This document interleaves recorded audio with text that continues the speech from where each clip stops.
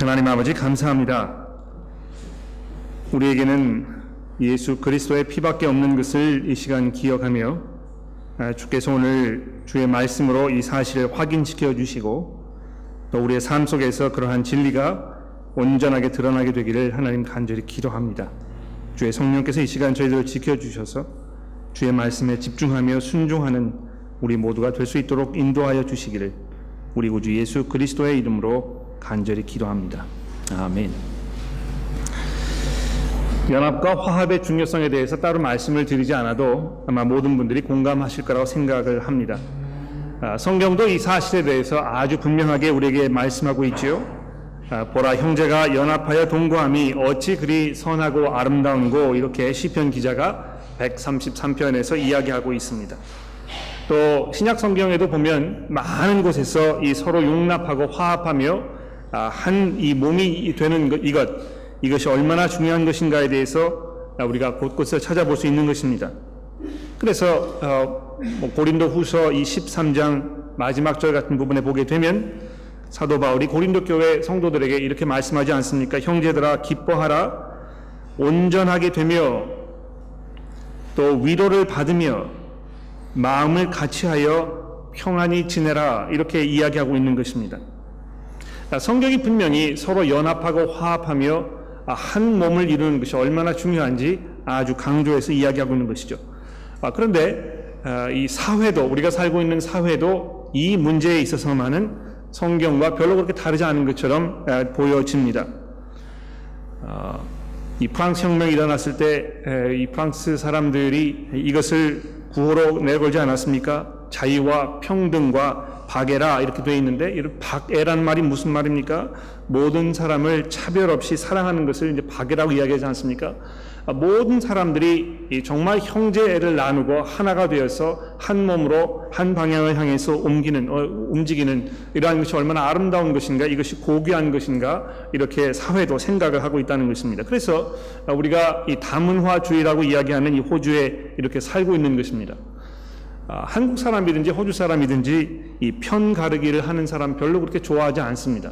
특히 정치를 하면서 자기에게 더 많은 표를 끌어모이기 위해서 이 편을 일부러 가르고 이렇게 하는 것을 별로 그렇게 좋은 일로 보지 않는 것입니다. 그럼에도 불구하고 오늘 우리가 읽은 사도행전 15장에는 그리스도인들 사이에서 의견 충돌을 일으킨 두 가지 이슈를 이야기하고 있습니다.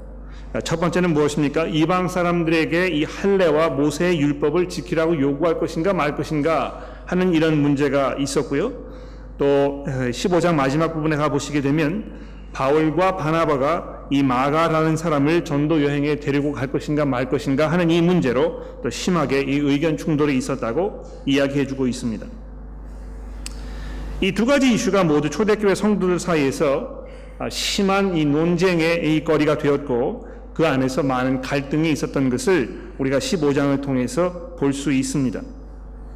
과연 하나님께서 이 누가를 통해서 이 두 가지 사건을 사도행전 15장에 기록해 주시면서 과연 우리에게 무엇을 말씀하려고 한 것일까요? 우리 이 시간에 잠시 이 문제를 생각해 보도록 하겠습니다. 오늘은 특별히 우리 합창단 여러분들이 이제 특송을 준비를 해 주셨는데, 설교가 끝나자마자 우리 합창 특송이 있을 예정이고, 그 다음에 제가 여러분들에게 질문을 하실 수 있는 시간을 드려보도록 그렇게 하겠습니다. 자, 먼저 이 할례와 모세의 율법의 문제에 대해서 우리 한번 생각을 해봅시다. 이 문제는요, 초대교회에서 아주 중대한 문제였고, 교회가 정확하고 분명하게 선을 긋지 않을 수 없는 그런 문제였다고 이야기할 수 있습니다. 그런데 그럼에도 불구하고 그게 이제 이 15장에서 아주 잘 정리가 되었는데도 불구하고 안타깝게도 많은 그리스도인들이 지금도 혼란스러워하는 이런 문제이기 때문에 오늘 우리가 이 문제에 대해서 보다 자세히 살펴보지 않을 수 없습니다. 자, 이 첫 번째 문제의 그 핵심을 우리가 파악하기 위해서는 사도행전 전체가 무슨 이슈를 다루고 있는 것인가 하는 이것을 우리가 책 전체를 통해서 조금 살펴볼 필요가 있습니다. 그래서 지난주에도 말씀을 드렸고 전주에도 말씀을 드렸습니다만, 우리 복습하는 의미에서 제가 한 번 더 말씀을 드려보도록 할까요?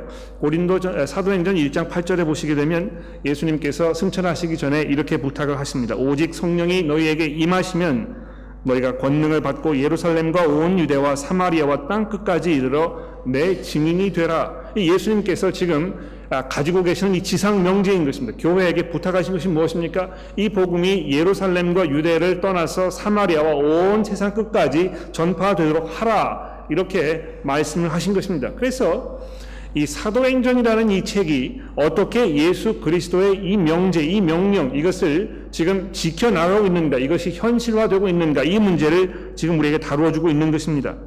그래서 이 8장에 보시게 되면 이렇게 말씀하지요. 그날에 예루살렘에 있는 교회가 큰 박해가 있어 사도 외에는 다 유대와 사마리아와 모든 땅으로 흩어지니라. 그런데 그 흩어진 사람들이 두루 다니면서 복음을 전할새 빌립이 사마리아 성에 내려가서 그리스도를 백성에게 전파하니, 이렇게 되어 있습니다. 또 그 다음 장 9장으로 넘어가게 되면 하나님께서 이 사울을 부르시면서 아나니아라는 선지자에게 뭐라고 말씀하십니까? 주께서 이르시되 가라.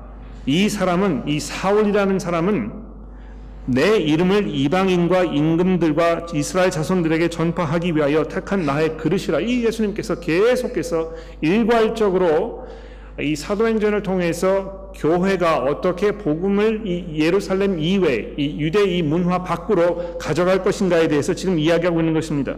그래서 10장으로 넘어가면서 비로소 베드로의 증거를 통해서 이 고넬료라고 하는 이탈리아의 백부장 의 군인이 그리스도를 영접하게 되는 그 사건을 우리가 만나게 되는데요. 그것이 얼마나 중요하고 핵심적인 그런 이슈였는지에 대해서 제가 10장을 설교드리면서 여러분들에게 말씀을 드렸었습니다.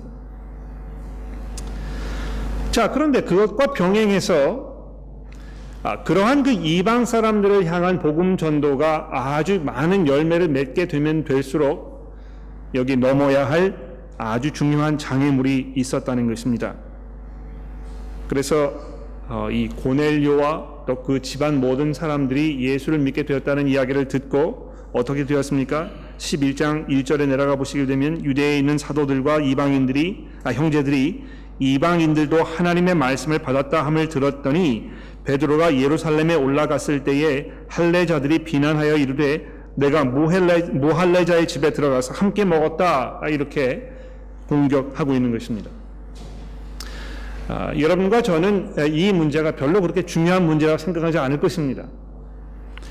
믿지 않는 사람과 서로 이야기를 나누고 이 교제하는 일이 별로 그렇게 중요하고 어려운 문제가 아닙니다. 우리가 적극 것을 권하고 권장하지 않습니까? 그런데 초대교회에 있어서 대부분의 이 그리스도인들이었던 유대인들과 아직 예수를 믿지 않았던 이방 사람들의 관계, 이들이 어떻게 서로 함께 살 것인가, 만나서 교제할 것인가, 이런 문제가 아주 어려운 문제였다는 것입니다. 왜 어려운 문제일 수밖에 없었습니까? 유대 사람들이 이방 사람들을 바라보는 그 시각, 이것이 별로 그렇게 탐탁치 않았다는 것입니다. 그래서 이 문제에 대해서 사도 바울이 예를 들어서 이 에베소서에 있는 말씀처럼 어떻게 설명하고 있습니까? 에베소서 2장 11절 말씀에 보시면요, 사도 바울이 이렇게 이야기합니다. 그러므로 생각하라. 너희는 그때에 육체로는 이방인이요. 지금 이제 사도 바울이 에베소 교회는 성도들에게 이야기하고 있는 것인데요. 이 에베소 교회는 이방 사람들이 주로 그 구성원으로 되어 있는 교회였지 않습니까? 예전에 너희는 육체로는 이방인이요. 손으로 육체에 행한 할례를 받은 무리라 칭하는 자들로부터 할례를 받지 않은 무리라고 칭함을 받은 자들이라. 여러분들은 이방 사람들이었고 할례를 받지 않았기 때문에 모든 유대인들로부터 이 사람 이하의 취급을 받았던 그러한 사람들입니다. 그때에 너희는 그리스도 밖에 있었고 이스라엘 나라 밖의 사람이라. 약속의 언약들에 대해서는 이방이라 외인이요 세상에서 소망도 없고 하나님도 없는 자더니. 이 얼마나 이것이 부정적이고 정말 그 차별을 두는 그런 말씀인지 모릅니다.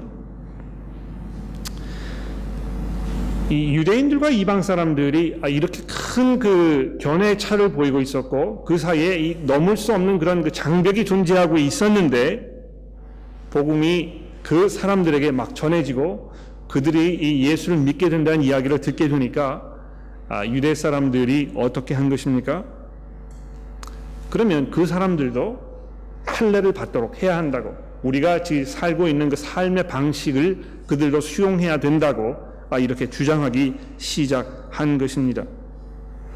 특히 그 안디옥에 이제 교회가 비록 세워져 가지고 거기에서 처음으로 이방인들이 모이는 그 교회에 있는 사람들을 이제 그리스도인이라 이렇게 이야기했다고 우리가 11장에서 살펴보았는데, 그 이야기를 예루살렘에 있는 성도들이 듣고 나서 어떻게 했습니까? 거기에 바나바를 보낸 것입니다.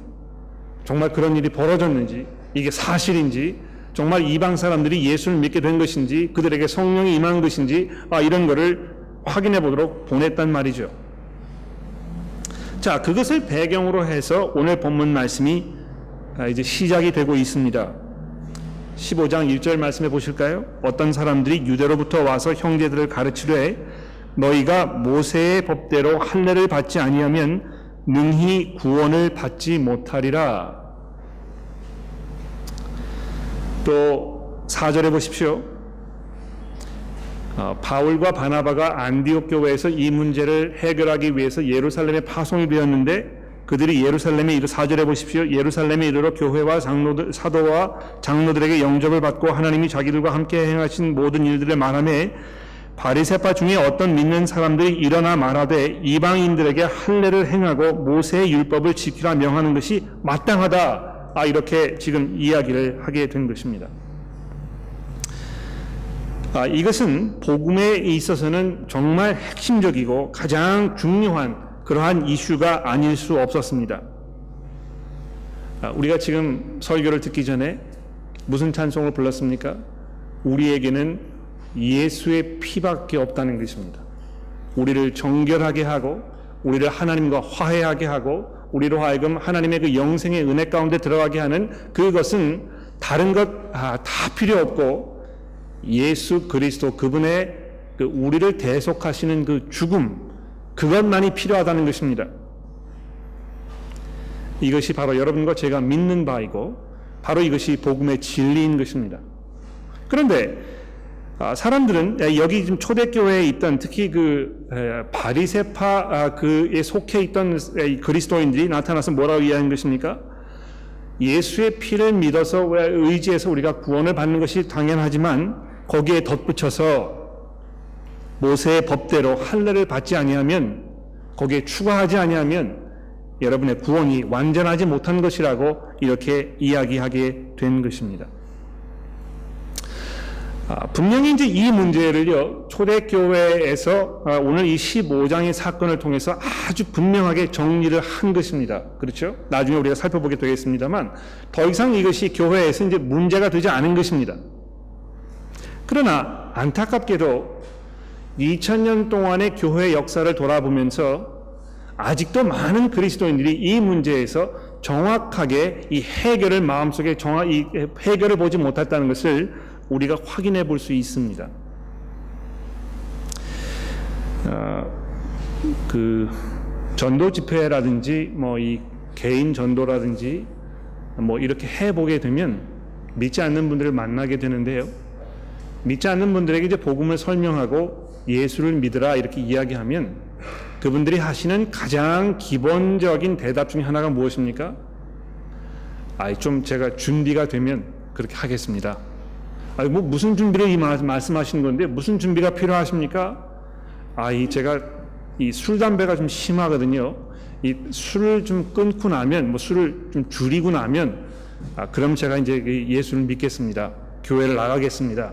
이렇게 이야기하는 것입니다. 그러니까 그분들의 마음속에는 무슨 생각이 있습니까? 이 예수를 믿기 위해서는 어떤 일정한 자격 조건이 갖추어져야 한다는 것입니다. 근데 여러분 보십시오. 우리가 살고 있는 이 사회가 그런 방식으로 돌아가고 있지 않습니까? 학교를 입학을 하려고 해도 자격 조건이 돼야 하는 것입니다. 또 직장에 가서 그 일자리를 얻으려고 해도 자격 조건이 돼야 되는 것입니다. 평생 함께 살 배우자를 찾는 과정에서도 이 사람을 봤을 때 어떤 내가 가지고 있는 이 자격 기준, 여기에 도달해야 내가 이 사람을 결혼하겠다 이렇게 마음을 먹는 것입니다. 이 자격 조건을 갖추는 것이 우리에게 얼마나 당연한 일이고 아주 거기에 우리가 익숙해 있는지 모릅니다. 그래서 예수를 믿는 문제도 이 자격 조건을 갖추어야만 가능한 것으로 많은 사람들이 생각을 하는 것입니다. 그래서 제가 좀 제 삶에는 여러 가지 문제, 어려운 것들, 그 문제가 마약의 문제든지, 노름의 문제든지, 또 외도의 문제라든지, 또 음주의 문제라든지, 이런 거 제가 좀 정리를 하고, 제가 좀 이 사람처럼 살게 되면, 그러면 이제 제가 신앙생활을 시작해 보겠습니다. 이렇게 많은 분들이 이야기를 하시는 것입니다.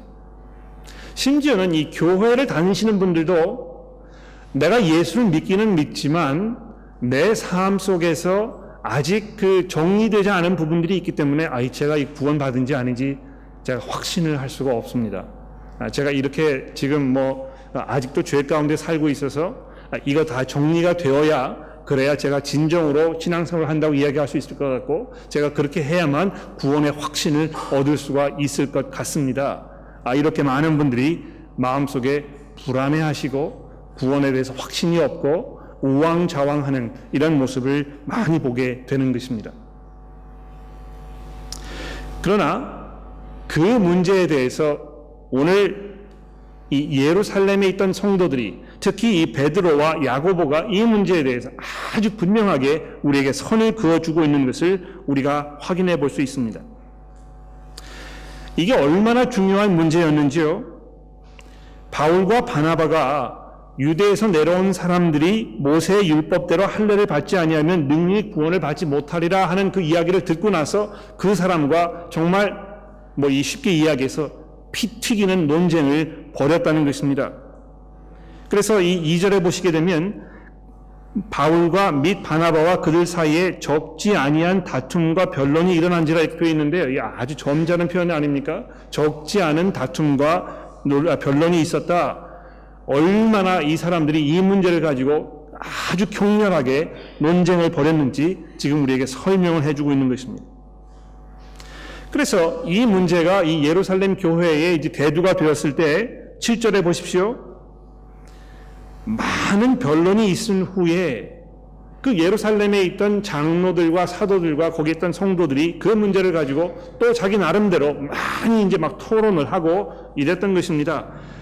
있은 후에 어떻게 되었습니까? 베드로가 일어나 말하되, 형제들아 너희도 알거니와 하나님이 이방인들로 내 입에서 복음의 말씀을 들어 믿게 하시려고 오래전부터 너희 가운데 나를 택하시고 또 마음을 아시는 하나님이 우리와 같이 그들에게도 성령을 주어 증언하시고 믿음으로 그들의 마음을 깨끗하게 하사 그들이나 우리나 차별하지 아니하셨느니라. 그런데 지금 너희가 어찌하여 하나님을 시험하여 우리 조상과 우리도 능히 매지 못했던 멍에를 제자들의 목에 두려 하느냐. 그러나 우리는 그들이 우리와 동일하게 주 예수의 은혜로 구원받는 줄을 믿노라. 이렇게 고백한 것입니다. 여러분 한 가지 이해를 하셔야 될 것은요, 사도행전에서 이 15장 이후로는 베드로가 등장하지 않습니다. 이것이 이제 베드로의 마지막 씬입니다. 1장부터 15장까지 베드로가 아주 중요한 어떤 중심 인물로 등장한 것처럼 보이는데요, 이 이후로는 등장하지 않는 것입니다. 왜 그런지 아십니까? 지금 이 유대인과 이방인 사이에 있어야 할 이 관계의 문제가 지금 여기에서 정리되었기 때문에 더 이상 베드로가 할 일이 없어졌다는 것입니다. 이방인들에게 복음을 가장 먼저 전했던 사람도 베드로라는 것입니다. 가장 유대인이었고 가장 예수님의 이 수제자였던 그 사람으로 하여금 이방인에게 이 똑같은 복음이 전해지게 했던 것이 1장부터 14장까지의 내용이었다는 것입니다. 그리고 그것을 이제 마지막으로 15장에 와서 베드로가 아주 분명하게 이 사람들에게 증거하고 있습니다. 믿음으로 그들을 깨끗하게 하사 그들이나 우리나 차별하지 않으셨느니라. 그들이나 우리나 동일하게 주 예수의 은혜로만 우리가 구원을 받는 줄을 믿노라. 이렇게 이야기했다는 것입니다. 여러분, 이것을 믿으십니까? 바로 이것이 여러분들이 가지고 있는, 여러분이 이해하고 계시는, 여러분들이 고백하시는 이 복음의 메시지인 것입니까? 우리를 하나님 앞에서 정결하게 하는 것은 오직 예수의 피밖에 없다는 것을 여러분 고백하고 계십니까? 여러분들이 얼마나 경건하게 살고 있는지, 얼마나 도덕적으로 살고 있는지, 여러분들이 얼마나 헌신적으로 살고 있는지, 이런 문제는 복음의 핵심적인 문제가 아니라는 것입니다. 오직 우리는 예수 그리스도의 은혜로만 구원을 받는다고 베드로가 아주 분명하게 우리에게 이야기하고 있습니다.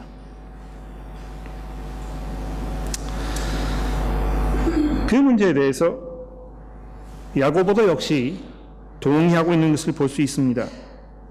12절에 보십시오. 온 무리가 가만히 있어 바나바와 바울이 하나님께서 자기들로 말미암아 이방인들 중에 행하신 표적과 기사에 관하여 말하는 것을 듣더니 말을 마침에 야고보가 대답하여 이르되 형제들아 내 말을 들으라. 하나님이 처음으로 이방인들 중에서 자기 이름을 위하여 백성을 취하시려고 그들을 돌보신 것을 시므온이 말하였으니, 이렇게 이야기하면서 이제 구약의 그 아모스서의 이야기를 지금 인용하고 있습니다. 우리 아침에 아모스서 9장의 말씀을 읽었는데요. 거기에 무슨 내용이 있는 것입니까? 하나님께서 이미 아주 오래전에 이방 사람들을 하나님의 백성으로 삼으시려고 이미 작정을 하셨다는 것입니다.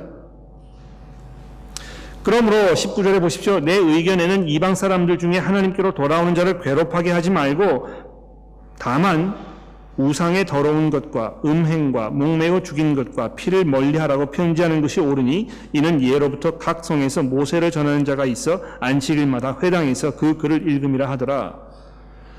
이방 사람들에게 율법 지키는 거 요구하지 말고 복음 이외에 다른 것을 복음처럼 만드는 일 그만두고 이제 멍에를 벗어버리도록 하라고 이렇게 야고보가 이야기하고 있습니다. 여러분, 여기 등장하는 이 야고보는요, 누구입니까? 그 요한의 형제 야고보를 말하는 것입니까? 아닙니다. 이미 그 야고보는 그 헤롯의 손에 의해서 죽임을 당한 건 아닙니까?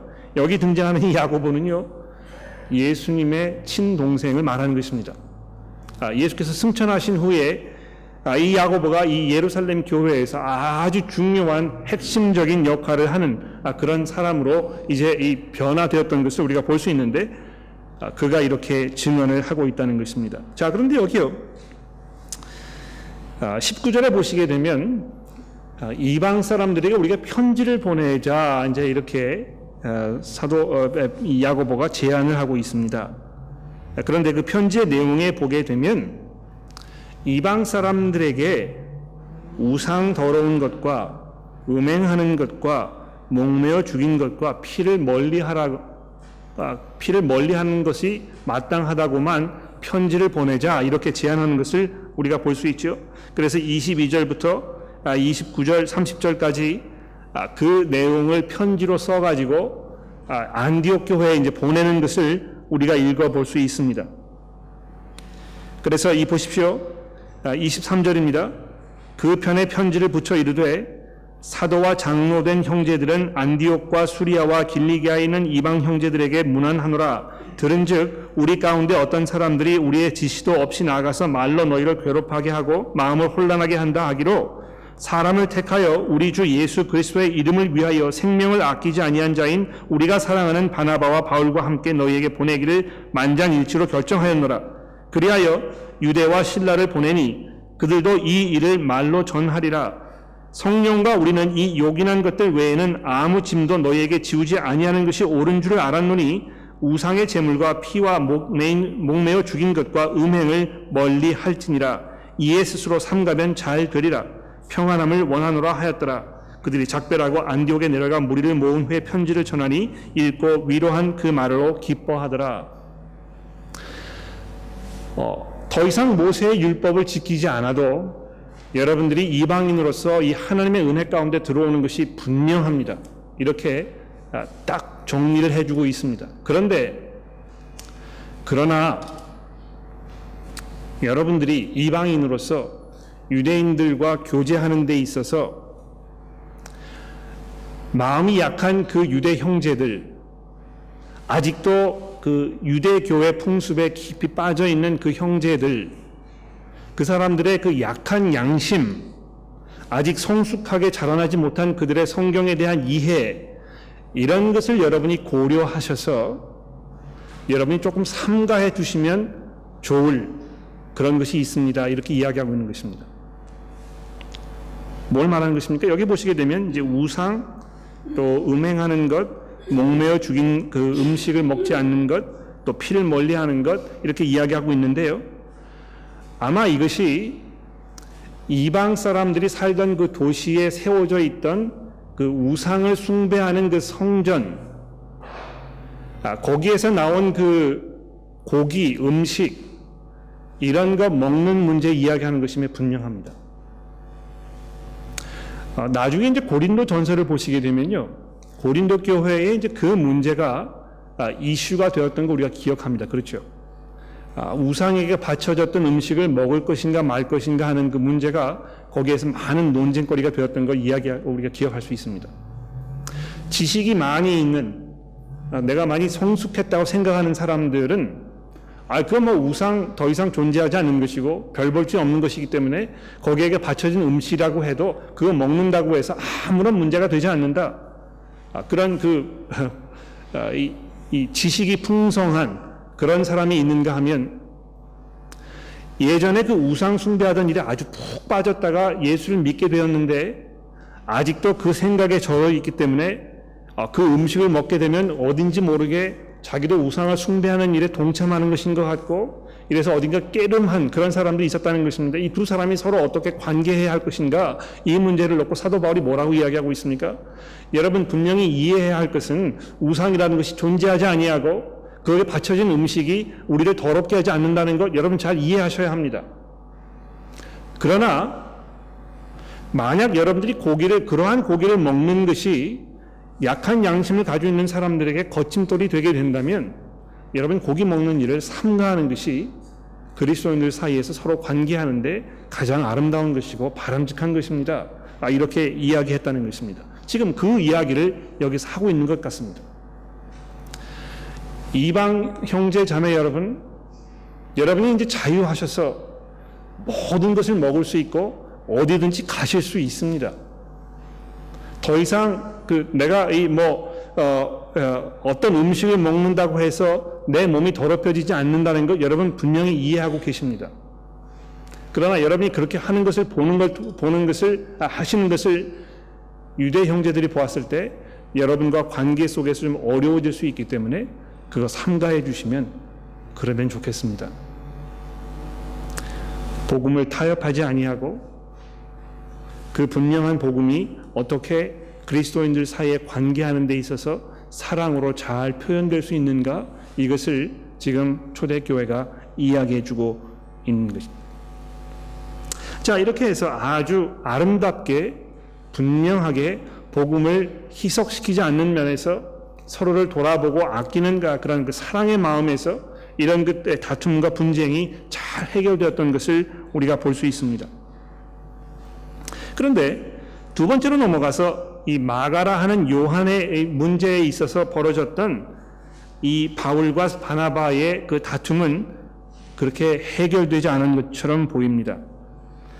여러분 기억하십니까? 이 마가가 이제 그 바나바의 조카였거든요. 그런데 첫 번째 전도 여행을 하다가 마가가 바나바와 이 바울을 버려두고 다시 그냥 예루살렘으로 돌아가 버렸습니다. 뭐 자신이 없었는지, 용기가 없었는지, 너무 힘들었는지 끝까지 그 사역을 감당하지 못하고 중간에 포기하고 돌아가 버린 것입니다. 그런데 그 사람을 다시 전도 여행에 데리고 갈 것인가 말 것인가 하는 문제 때문에 바울과 바나바가 여기 보시게 되면 심히 다투어 피차 갈라섰다, 이렇게 39절에 이야기하고 있지 않습니까? 그래서 바울과 바나바는 이제 마가를 데리고 배를 타고 구브로로 가고, 바울은 신라를 택한 후에 형제들에게 주의 은혜에 부탁함을 받고 떠나 수리아와 길리가로 다니며 교회를 견고하게 하였다. 서로 갈라선 것입니다. 마치 이 의견 충돌은 해결이 되지 않은 것처럼 이렇게 사도행전에서 끝나고 있습니다. 또 사실 우리가 이 문제를 이렇게 살펴보았을 때 이거 이렇게 할 필요가 있었을까? 이렇게 우리가 생각이 되기도 합니다. 그거 뭐 별로 그렇게 중요한 문제인 것 같지 않은데 왜 이렇게 서로 싸우고 화합을 못하고 용납을 못하고 갈라선 것일까요? 한 가지 분명한 것은요, 누가가 지금 이 문제를 여러분과 저에게 이야기하면서 이것이 복음의 중요한 핵심적 이슈가 아니었다는 것을 우리에게 분명히 얘기하고 있습니다. 이 문제를 가지고 교회가 뭐 어떤 그 선을 그어야 하거나 중재를 하거나 그러지 않았다는 것입니다. 그래, 바울이 생각하는 것도 일리가 있는 것 같고 또 바나바가 생각하는 것도 일리가 있는 것 같아. We agree to disagree.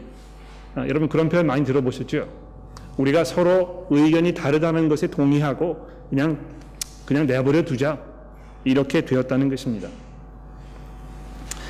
그런데요, 나중에 이제 보시게 되면 사도 바울이 이 시간을 지난 후에 사역을 쭉 하고 나서 마지막에 쓰여졌던 편지를 보게 되면 사도 바울이 마가를 굉장히 아끼고 있는 것을 볼 수 있습니다. 그래서 고린도 후서에 보시게 되면 마가만이 지금 나와 함께 있다. 나의 동역자이고 나의 귀한 그 복음 사역에 함께 수고했던 사람이라고 이렇게 이야기하는 것을 우리가 확인해 볼 수 있는 것입니다. 아마 이 일이 있고 난 후에 바울과 바나바가 서로 화해하고 또 의견을 서로 좁혔던 그런 것이 분명한 것을 우리가 볼 수 있습니다. 정리를 좀 해볼까요? 우리 가운데에도 얼마든지 의견 충돌이 일어날 수 있습니다. 뭐 이 교회 안에서 서로 생각이 다르고 나가야 할 방향이나 목적과 또 이 진행하는 방식의 차이가 얼마든지 우리 가운데 일어날 수 있는 것입니다. 그런 일이 벌어졌을 때 우선 여러분과 저는 정말 이것이 우리가 싸워야 할 문제인가, 이거를 잘 생각해 볼 필요가 있습니다. 여러분 교회에서도 싸워야 할 때가 있습니다. 어떤 때입니까? 복음의 진리가 희석될 수 있는 상황에 있다면 뭐 한 교회에서 함께 신앙생활을 했던 사람이든지를 떠나서 우리가 그 문제를 아주 분명하게 정리해야 할 것입니다. 물론 어떻게 그 토론을 할 것인가, 이건 이제 뭐 성경 다른 부분에서 여러 가지 이야기하고 있죠. 사랑으로 이야기하고 진리로 이야기하고 또 한 번 찾아가서 이야기하고 두 번 찾아가서 이야기하고 또 서로 함께 모여서 이야기하고 뭐 이런 여러 가지 방법이 있지 않습니까? 그러나 중요한 것은요, 교회 안에서도 그냥 다 옳다 다 괜찮다 서로 용납하자. 우리 가운데 가장 중요한 것은 우리가 무엇을 믿든지 간에 그건 중요한 것이 아니고 정말 서로 사랑하는 것이라 이렇게 이야기한다면 그것은 분명히 잘못된 것이라는 것입니다. 얼마나 많은 경우에 교회 안에서 복음의 진리가 계속 희석되고 있는데도 복음의 진리보다는 이 화합과 연합, 이것이 더 중요한 것인 것처럼 이렇게 생각이 되어 왔습니까? 그러나 그렇지 않다는 것이죠. 예수의 피밖에 우리를 정결하게 할 수 없다는 것을 우리가 지키고 고수하는 것이 이 교회의 가장 중요한 일이라면 그것이 도전을 받았을 때 여러분과 저는 일어나서 싸워야 할 것입니다. 그 이외에도 현대 교회에는 우리가 싸워야 할 그러한 몇 가지 중요한 이슈들이 지금 현재 존재하고 있다고 생각합니다. 가령 예를 들어서 요즘 시대에는요, 예수 그리스도 그분의 유일성, 그분만이 하나님께로 우리를 인도할 수 있는 유일한 그 구원의 길이라 하는 이 복음의 진리에 대해서 많은 사람들이 회의를 품고 있고, 그렇지 않다, 뭐를 믿든지 간에 다 결국은 한 하나님으로 가는 그 믿음의 표현 방법일 뿐이고, 그래서 우리가 무엇을 믿는가는 그렇게 중요하지 않다, 이것이 우리 가운데 중요한 이슈로 지금 대두되고 있습니다. 또 정말 이 성경이 우리 가운데에서 가장 중요한 어떤 그 권위를 가지고 있는가, 이 문제도 우리에게 중요한 이슈로 대두되고 있는 것 같습니다. 우리가 신앙생활을 하는 데 있어서, 교회를 치리하는 데 있어서, 우리가 세상을 바라보는 데 있어서, 우리가 삶에 겪는 모든 문제들 가운데에서 정말 성경이 최후의 하나님의 권위적인 이야기를 하고 있는가? 이 문제가 우리 사회에서 큰 이슈가 되고 있다는 것입니다. 가령 예를 들어볼까요? 이 동성애 문제를 우리가 어떻게 생각할 것인가? 교회도 동성연애하는 사람들을 다 받아주고 용납하고 그들의 그런 그 삶의 방식을 존중해 주어야 되지 않겠는가? 이렇게 생각하는 사고 방식이 교회 안에서 심심치 않게 지금 들리고 있다는 것입니다. 이런 문제들이 우리 가운데 대두되었을 때 우리는 정말 이것을 잘 분별하고 이것이 싸워야 할 문제인가에 대해서 우리가 잘 정리해야 할 것입니다. 그러나 경우에 따라서는 이것이 싸워야 할 문제가 아니고 얼마든지 견해의 차이가 있을 수 있는 그런 문제라는 것을 우리가 또 이해할 수 있는 그런 상황으로 나아가야 하겠습니다. 가령 예를 들어서 많은 그 개혁 교회들과 침례교는 이 세례의 문제에 있어서 서로 다른 견해의 차이를 가지고 있습니다. 특히 유아세의 문제에 있어서 그렇다는 것입니다. 여러분 아십니까? 침례교회에서는 유아세례를 하지 않습니다. 그러나 많은 개혁교회들은 그것이 아주 당연한 것인 것처럼 이렇게 우리가 알고 있는 것이죠. 그러나 그것이 별로 그렇게 중요한 문제가 아니라는 것입니다. 어린아이에게 세례를 베푸는 것, 베풀지 않는 것, 이것이 복음의 핵심적인 이슈가 아니기 때문에 우리가 얼마든지 그 안에서 서로 공존할 수 있고 We agree to disagree 이렇게 하고 넘어갈 수 있다는 것입니다. 아마 그 의견 충돌이 일어났을 때 우리가 교회 안에서 어떻게 해야 될 것인가 하는 문제에 대해서 여러분들이 좀 질문이 있으실 것 같은데요. 이 정도로 해두고 우리 기도한 후에 우리 특성을 듣고 나서 잠시 그 질문하는 시간을 가져보도록 그렇게 하겠습니다. 기도하겠습니다. 하나님 아버지 감사합니다. 복음의 그 중심, 바로 거기에는 예수 그리스도의 죽으심과 그분의 부활이 자리하고 있는 것을 우리가 이 시간 기억합니다. 우리가 오직 그것을 통해서만 하나님과 화해할 수 있으며 하나님과 화해하기 위해서는 그것을 믿음으로 고백하는 것 이외에 다른 것이 우리에게 필요하지 않다는 것을 우리가 이 시간 기억합니다. 하나님 저희를 도와주셔서 그러한 복음의 진리를 우리가 왜곡하거나 희석시키거나 또 잊어버리지 않도록 도와주시고 이것이 항상 우리의 삶에 깊은 고백이 되게 되기를 하나님 간절히 기도합니다. 하나님 특별히 저희가 어떻게 우리의 복음을 지켜나가고 우리의 신앙생활을 하나님 보시기에 합당한 모습으로 이끌어 나갈 것인가 하는 문제를 생각하면서 우리가 때로는 싸워야 할 필요가 있고 때로는 서로의 의견을 존중해 줘야 할 필요도 있는 것을 우리가 이 시간 살펴보았습니다.